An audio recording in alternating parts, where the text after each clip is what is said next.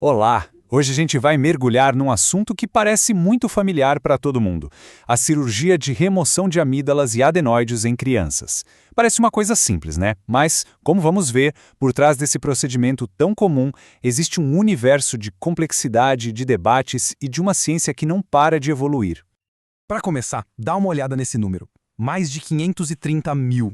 Essa é a quantidade de adenomigdalectomias feitas em crianças só nos Estados Unidos todo ano. Para a gente ter uma dimensão do que isso significa, estamos falando de 16% de todas as cirurgias pediátricas no país. É uma escala gigantesca. E aqui está a pergunta que vai guiar toda a nossa conversa.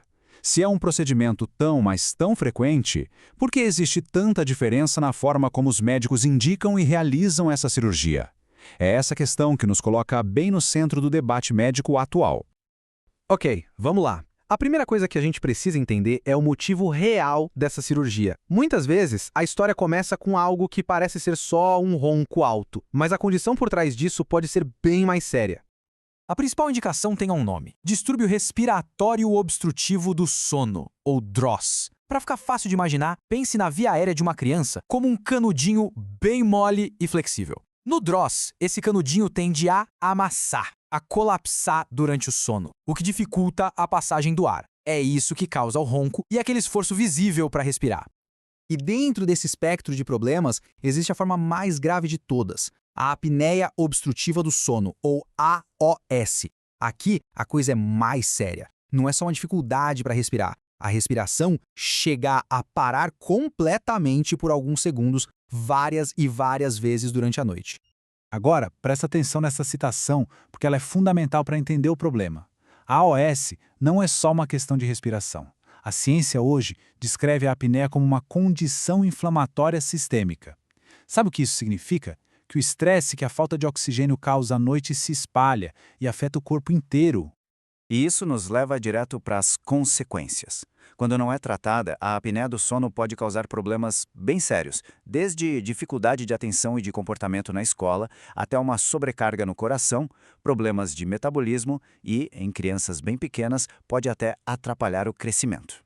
Fica bem claro por que o tratamento é tão importante, né? Certo. Então, qual é a solução padrão para isso? A cirurgia. Mas, como a gente vai ver, o próprio tratamento tem seus desafios e, principalmente, suas variações. O tratamento número 1 é a adenoamigdalectomia, que nada mais é do que a remoção das amígdalas e, na maioria das vezes, das adenoides também. A lógica é bem direta: tirar o tecido que está bloqueando fisicamente a passagem de ar, abrindo espaço para a respiração fluir livremente. E aqui a gente volta para aquele nosso problema central. Apesar de ser tão comum, não existe um padrão único, um consenso. Há uma variação enorme entre hospitais, entre regiões, sobre quem exatamente deve operar, quando deve operar e até mesmo como a cirurgia deve ser feita. E claro, essa falta de padronização pode se refletir em diferentes taxas de complicação. Os desafios depois da cirurgia, como esses que estão listados aqui, são bem reais. E o ponto-chave é que muitas dessas complicações, como dor muito forte ou desidratação, são consideradas evitáveis se o cuidado for mais padronizado e baseado em evidências científicas. Então, como é que as equipes médicas navegam nessa complexidade toda? A resposta está em uma avaliação muito cuidadosa e totalmente individualizada de cada criança, antes mesmo de pensar em entrar na sala de cirurgia. O processo se apoia basicamente em 3 pilares. Primeiro, uma conversa detalhada para entender todos os sintomas.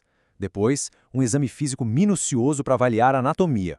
E, o que é crucial, exames objetivos para confirmar a gravidade do problema respiratório durante o sono.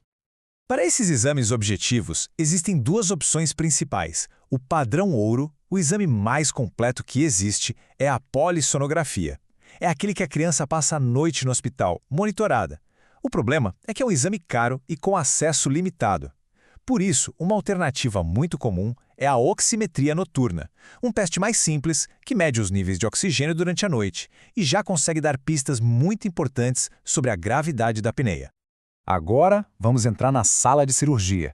É lá que toda aquela avaliação de risco se transforma em decisões críticas, especialmente quando o assunto é anestesia e controle da dor. Esse quadro ilustra um desafio gigantesco. Crianças com apneia já têm vias aéreas que tendem a fechar. A anestesia geral pode piorar e muito essa tendência. Por isso, os anestesistas precisam escolher os agentes com muito cuidado, dando preferência para aqueles que são poupadores de faringe, ou seja, que relaxam menos a musculatura da garganta e ajudam a manter tudo aberto. E então, a gente chega neste dilema fascinante, que é conhecido como o paradoxo dos opioides. Pensa só. Por um lado, por causa da inflamação e da falta de sono, essas crianças sentem mais dor no pós-operatório. Mas, por outro lado, são justamente elas as mais sensíveis aos efeitos colaterais perigosos dos analgésicos mais potentes, os opioides, como a diminuição perigosa da respiração. A solução para esse paradoxo é uma abordagem que a gente chama de multimodal. Em vez de depender só dos opioides, a estratégia moderna começa com uma base de analgésicos mais seguros, dados em horários fixos para nem deixar a dor aparecer. E os opioides? Esses ficam guardados só para um resgate, em doses mínimas e super controladas, se e quando forem realmente necessários. Vamos para a nossa última parte e olhar para o futuro.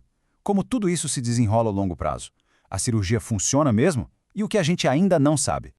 Os dados mostram que, no geral, a cirurgia é muito eficaz. Uma grande análise de estudos mostrou que quase 83% das crianças têm seus exames do sono normalizados depois do procedimento. Mas isso também quer dizer que, para cerca de 17%, os problemas respiratórios podem continuar de alguma forma. E a pesquisa já identificou alguns fatores que aumentam a chance da cirurgia não ser uma cura completa. Crianças mais velhas, com obesidade, ou aquelas que já tinham um caso muito grave de apneia antes da cirurgia, por exemplo, têm uma probabilidade maior de ainda apresentar alguma obstrução depois. E aqui está o resumo da ópera. A cirurgia melhora dramaticamente a qualidade de vida, a respiração e o sono para a imensa maioria. Isso é um fato.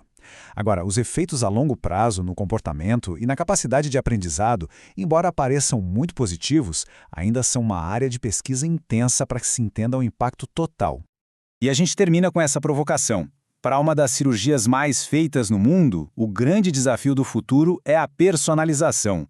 A próxima fronteira da medicina é desenvolver ferramentas que ajudem a prever com mais precisão qual criança vai ter o máximo de benefício, qual a melhor abordagem e como garantir o resultado mais seguro e eficaz para cada uma delas.